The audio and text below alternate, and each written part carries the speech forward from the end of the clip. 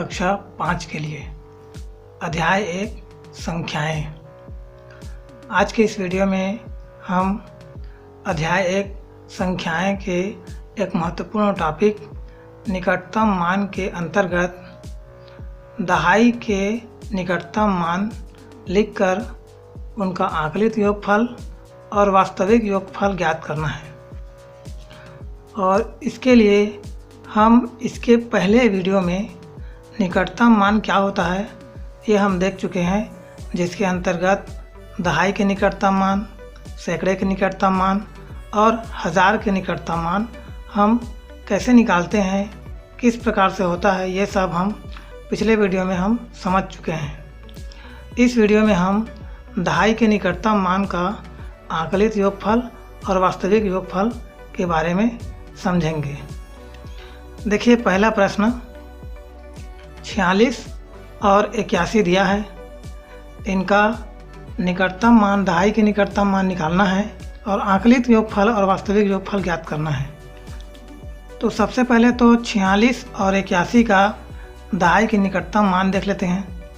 46 का दहाई के निकटतम मान 50 होता है और 81 का दहाई के निकटतम मान 80 होता है।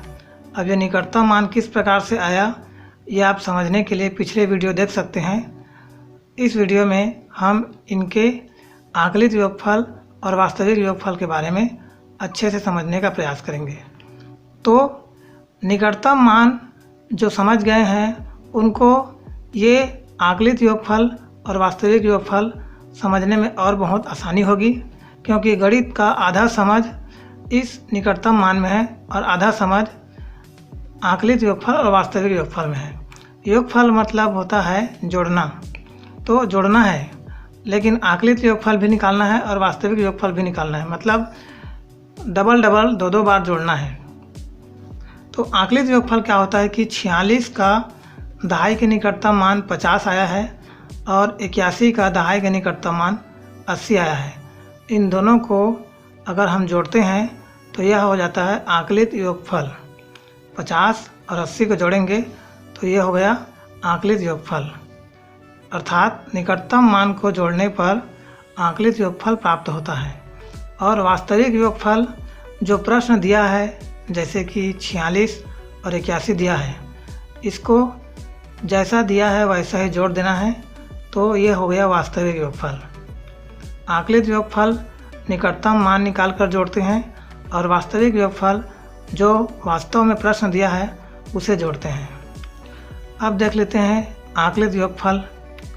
50 में इकाई के शून्य और 80 में इकाई के शून्य, शून्य शून्य जोड़ेंगे तो शून्य आता है और 5 में 8 जोड़ने पर 13 आता है, तो 8 5 13 हो गया।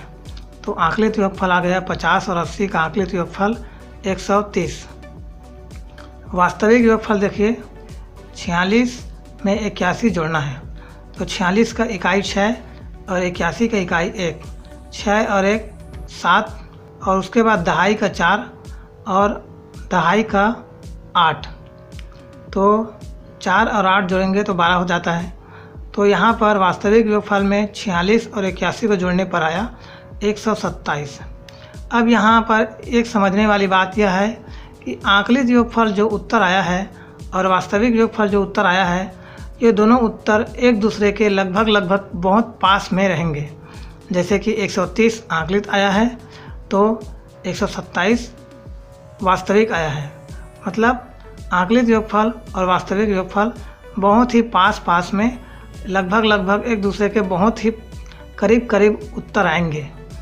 थोड़ा सा अंतर रहेगा, क्योंकि आकलित योगफल में शून्य शून्य को ही महत्व दिया जाता है, इसलिए आकलित में और वास्तविक में कुछ अंकों का कम या ज़्यादा रहेगा। अब दूसरा प्रश्न देखिए, 96 15। 96 और 15 का दहाई के निकटतम मान निकालकर उनका आकलित योगफल और वास्तविक योगफल निकालना है। तो 96 का दहाई के निकटतम मान 100, 15 का दहाई के निकटतम मान 20। इन निकटतम मानों को जोड़ेंगे तो ये हो जाएगा आकलित योगफल। और जो प्रश्न दिया है 96 15, इन्हें जोड़ेंगे तो ये हो जाएगा वास्तविक योगफल। तो आकलित योगफल देख लेते हैं।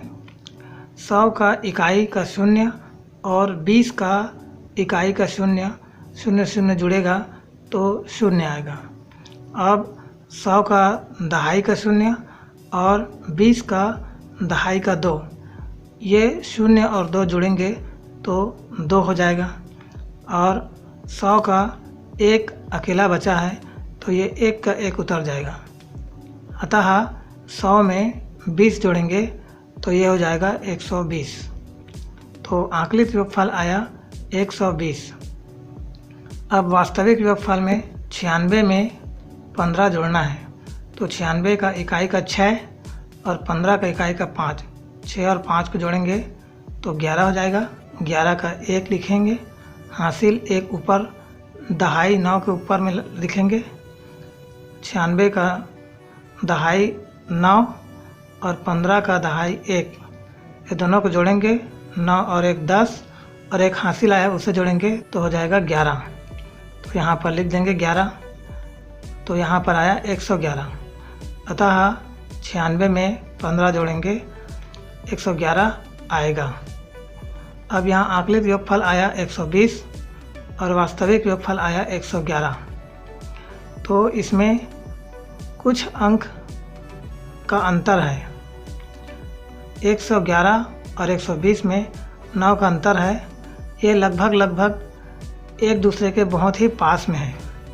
तीसरा प्रश्न देखिए, 72 और 88।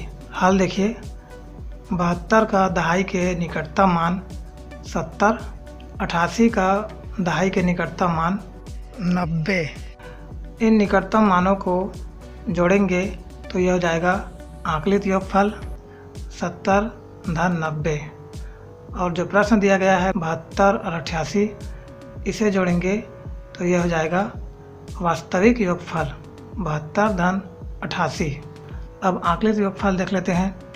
70 का इकाई शून्य और 90 का इकाई शून्य, शून्य शून्य जोड़ेंगे तो शून्य आएगा।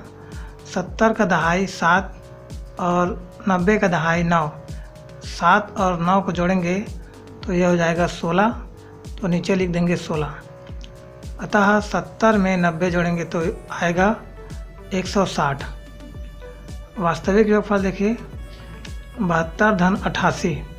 72 की इकाई 2 और 88 की इकाई 8, 2 और 8 को जोड़ेंगे तो 2 और 8 10 हो जाएगा।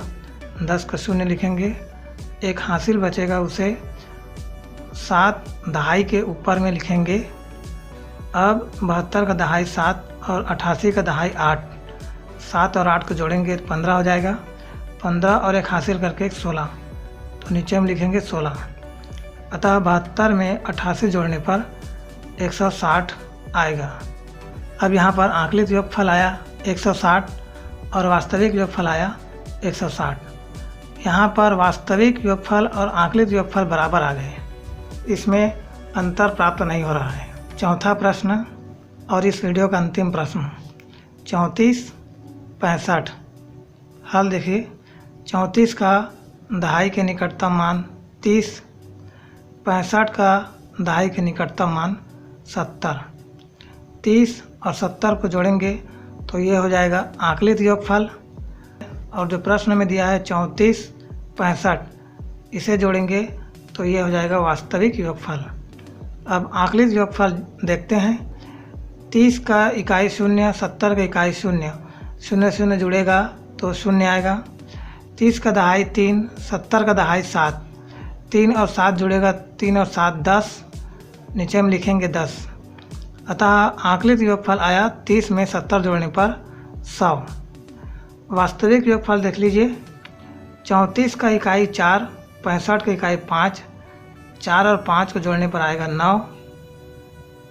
34 का दहाई 3, 65 का दहाई 6, 3 और 6 जोड़ेंगे तो आएगा 9। अतः वास्तविक योगफल आया 34 में 65 जोड़ने पर 99। अब यहाँ आकलित योगफल आया है 100, वास्तविक योगफल आया है 99। यहाँ पर 1 का अंतर प्राप्त हो रहा है जो कि बहुत ही पास में है। आज की इस वीडियो में इतना ही। अगले वीडियो में हम लोग देखेंगे सैकड़े के निकटतम मान का आकलित योगफल और वास्तविक योगफल।